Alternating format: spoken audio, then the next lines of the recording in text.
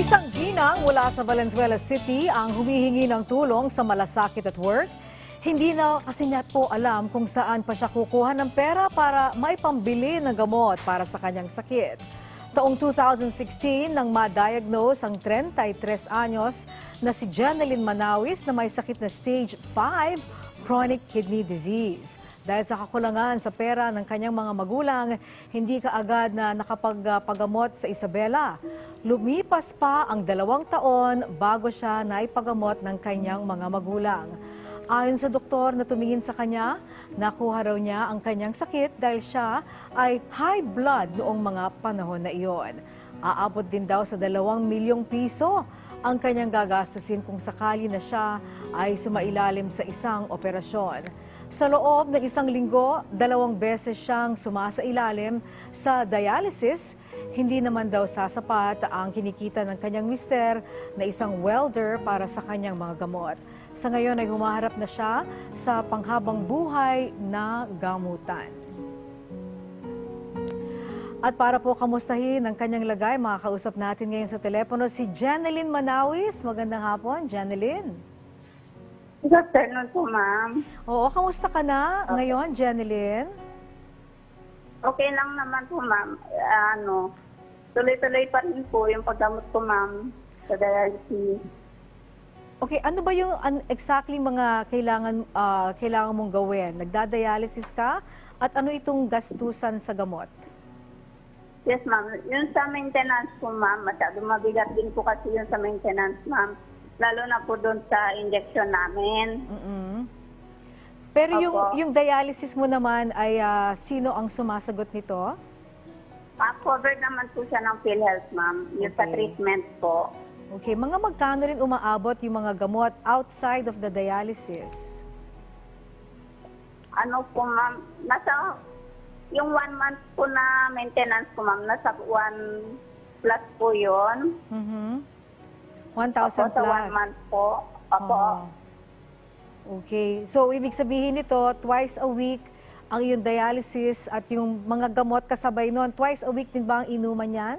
Or mas madalas? Mas madalas po. Yun sa maintenance po, everyday din po. Everyday. Okay. Alright, so Jeneline, dyan ka lang ha. At para matugunan na iyong hinihiling, para po sa tulong, pagtustos ng mga gamot na kanyang kinakailangan, nasa linya po ng telepono ngayon si Ginoong Ulysses Aguilar, ang Chief of Staff ng Valenzuela City Government. Magandang araw po, Ginoong Aguilar. Magandang araw po, Ma'am Angelique. Opo, muli, maraming salamat po sa pagtanggap ninyo ng tawag namin. Ito ho, galing sa Valenzuela City muli. Ano ho kaya ang pwede nating maitulong kay Jeneline? Ma'am Angelique, as I heard kanina kay Mama Jeneline, ang kailangan niya ay yung sa kanya suporta para sa maintenance niya. Ano po? Yes.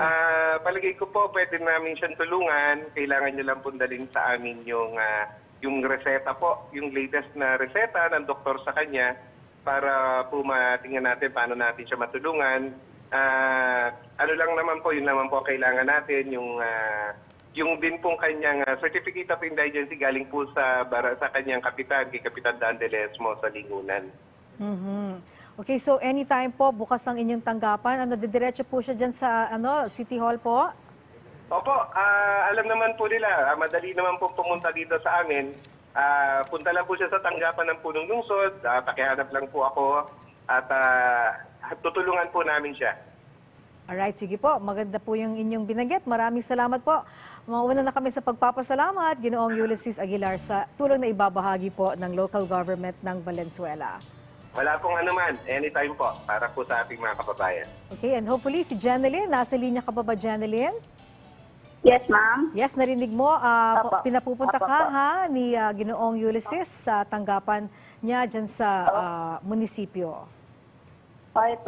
Thank you po na marami, ma'am. Opo. Alright, dalhin mo lamang yung mga papeles na kanyang hiniling, okay? Maraming salamat and all the best sa iyo.